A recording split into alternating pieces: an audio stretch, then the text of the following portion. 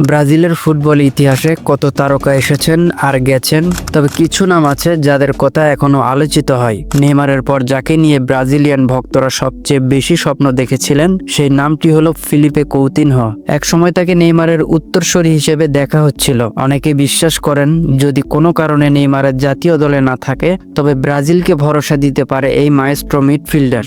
দীর্ঘদিন ইনজুরি আর ফর্মহীনতায় ভুগে কৌতিনহো আলোচনার বাইরে চলে গিয়েছিলেন, কিন্তু সম্প্রতি তিনি আবারও দুর্দান্ত ছন্দে ফিরেছেন আর এই প্রত্যাবর্তনই তৈরি করেছেন নতুন আলোচনার ঝড়। কৌতিনহো কি আবারও ব্রাজিল জাতীয় দলের ডাক পাবেন?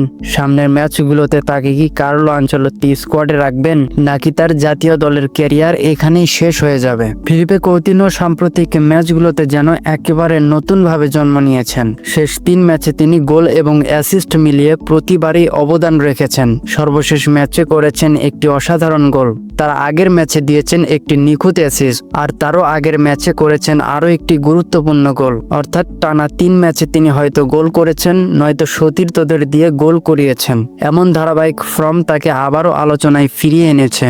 শুধু তাই নয়, শেষের 6 ম্যাচে তার সাম্প্রতিক পারফরমেন্সও চমকে দেওয়ার মতো। 6 ম্যাচে মোট 3 গোল করেছেন এবং একটি অ্যাসিস্ট করেছেন।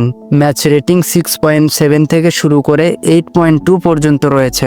বিশেষ করে সর্বশেষ ম্যাচে 8.2 রেটিং এবং একটি গোল তাকে আবার ভক্তদের স্বপ্ন দেখাচ্ছে। এমন একজন ফুটবলারকে কি সত্যি ব্রাজিল জাতীয় দলে ফেরা উচিত নয়? চলুন এবার দেখি মৌসুম জুড়ে কৌতিনহো কি করেছেন।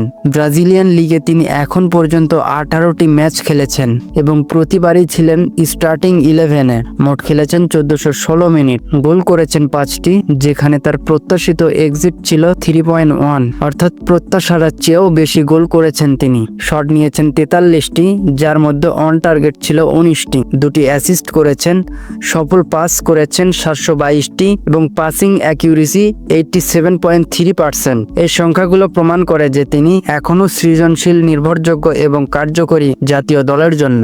উদাহরণস্বরূপ ক্রস অ্যাকুরেসি মাত্র 3.5%, ডুয়েল উইন রেট প্রায় 46%, তবে ড্রিবল সাকসেস রেট 51% এবং 33টি চান্স ক্রিয়েট করা মোটেই খারাপ কিছু নয়। সবকিছু মিলিয়ে কৌতিনহো এই মৌসুমে তার যোগ্যতার প্রমাণ দিয়েছেন। কেন ব্রাজিলের জন্য গুরুত্বপূর্ণ তিনি? এখন প্রশ্ন হলো, কৌতিনহো কি এই পারফরমেন্স দিয়ে ব্রাজিলের বর্তমান পরিকল্পনায় ফিট থাকবেন?